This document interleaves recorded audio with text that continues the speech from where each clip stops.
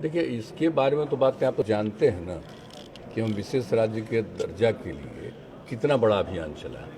आप सबको पता है कितनी जगहों पर कितनी सभाएं हुई हैं, कितनी मीटिंग्स हुई हैं। हम लोग तो सब एनडीए की ही सरकार थी ना, हम लोग तो पूरा कर रहे थे सब जगह, और उसी के आधार पर उस समय की उन लोगों ने, उस समय की जो केंद्र सरकार थी उसने कमेटी भी बनाया, और जो कमेटी बनाया उसने भी अपनी कुछ बात कही। इसके बाद भी केंद्र में कांग्रेस ने नहीं किया। और अभी फिर आप तो जानते हैं, हम तो यहीं पर आप लोग पूछे थे ना, उस दिन हम आपको बता दिए थे कि भाई हम लोग तो अपनी मांग रखे ही हुए। अब उसके बाद फिर जो आया, अभी रिपोर्ट आई, तो उसके बाद ही ना हम लोगों ने बता दिया आपको कि जो जिसको नीति आयोग NITI हमने पूरा डिटेल किया कि उसने बिहार को सबसे पिछड़ा बताया।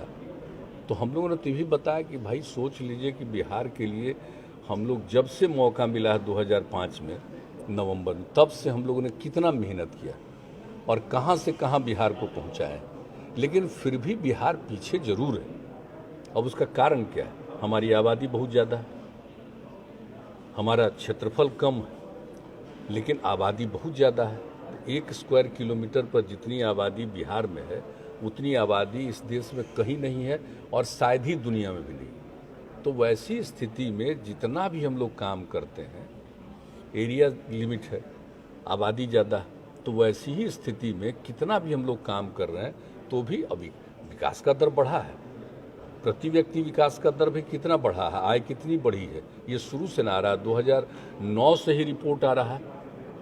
तो उसमें तो बिहार में तो जो काम हो रहा है, यहाँ की सरकार के द्वारा जो काम किया जा रहा है, उसके चलते प्रोग्रेस जरूर है, लेकिन कुल मिलाकर के अब जिसका कारण है आबादी, और इसके कारण कितना भी प्रोग्रेस होगा तो भी जो एवरेज है उसके नीचे ही रहेगा। तो इसलिए तो कहा है कि उसके लिए फ़ायदा यही है विशेष राज्य के दर्जा से।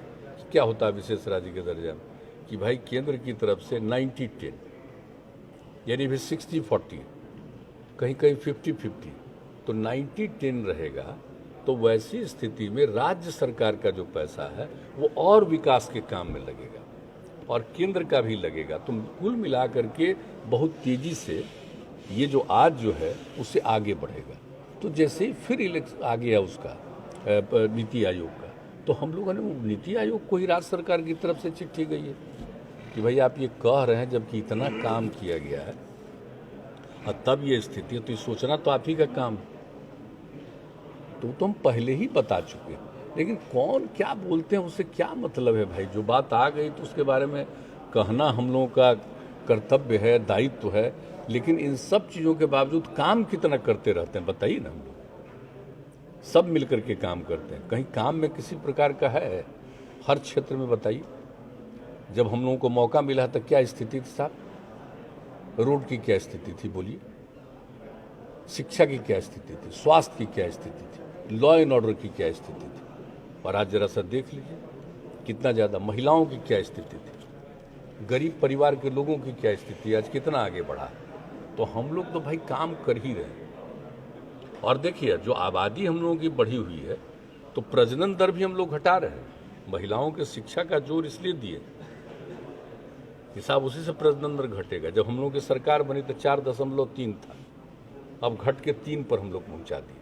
अब यही हाल चलता रहेगा तो हम लोग बहुत जल्दी 5-6 साल तक में हम लोगों को उम्मीद है कि हम लोग भी 2 पर पहुंच जाएं। तो हम लोग तो सब काम कर रहे हैं भाई, तो हम लोग तो काम कर ही रहे हैं। और उसमें ऐसा भी नहीं है कि हम लोग आगे नहीं बढ़ रहे हैं, जहाँ नीचे थे उससे बहुत आगे बढ़ रहे हैं। माने 8,000 के करीब थे प्रति व्यक्ति, अब बढ़ के 50,000 के ऊपर पहुंच गए, तो पढ़ रहे हैं। लेकिन देश का तो भाई है 1 लाख से भी ऊपर, तो बात अलग है, 1.25 लाख के ऊपर है। तो अब उसके चलते हम लोग नीचे, तो उसके चलते ये सब बात होती है। लेकिन काम तो हम लोग कर ही रहे हैं, छोड़ तो रही है। और केंद्र सरकार की भी कई योजनाएं चल रही, तो विकास का तो काम हो रहा है, हम लोग तो आगे बढ़ रहे हैं। लेकिन जो न्यूनतम आधार पर है उसमें तो कोई अभी लाख भी करेंगे तो नहीं होगा, लेकिन हाँ वो होगा तो वो भी बहुत आगे बढ़ जाएगा। ये लोगों के लिए भी बहुत बड़ी चीज़ होगी। तो इस पर हम तो कहेंगे कि जरूर गौर करना चाहिए, सिर्फ हम ही पर गौर मत करिए।